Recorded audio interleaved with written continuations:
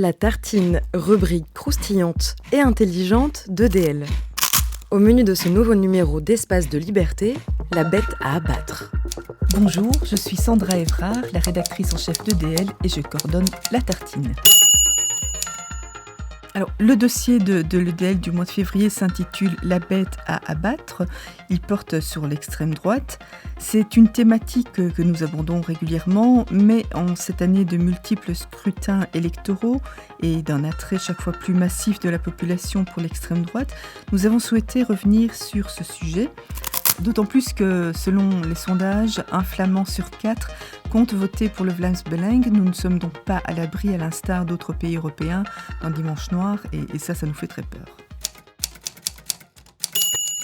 Bonjour, je suis Lucie Baridez, déléguée études et stratégies pour le Centre d'action laïque, et j'écris pour la tartine de février « Wokisme et peste brune, panique dans le débat ».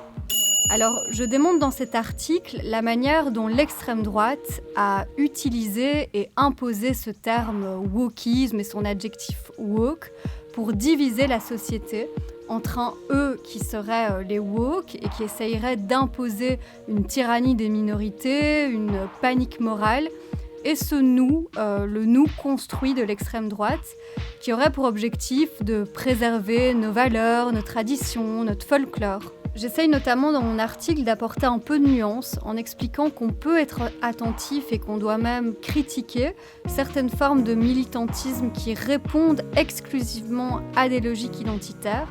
Mais je pense qu'on doit vraiment trouver un autre terme que celui qui a été imposé par l'extrême droite pour analyser ces sujets.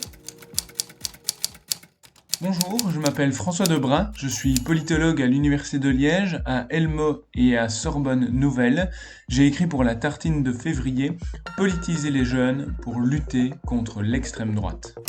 2024 est une année électorale cruciale en Belgique, marquée pour la première fois par une participation des jeunes dès 16 ans aux élections européennes. Dans cet article, j'aborde et j'interroge la compréhension de ces jeunes de l'extrémisme, des idéologies, des partis et des personnalités qu'ils mobilisent. Malgré un rejet général du politique associé à la corruption, les jeunes expriment un intérêt pour les enjeux de société, souhaitent en débattre, être écoutés et voir leur opinion traduite en actions concrètes. Dans cet article, j'exprime aussi la nécessité d'organiser des activités éducatives pour les jeunes, tant à l'intérieur qu'à l'extérieur de l'école, afin de développer leur conscience politique et de les armer contre l'extrême droite, les encourageant de la sorte à devenir des acteurs engagés dans la société démocratique de demain. Espace de liberté pour vous servir. Ah mais oui, espace de liberté. Espace de liberté. Espace de liberté.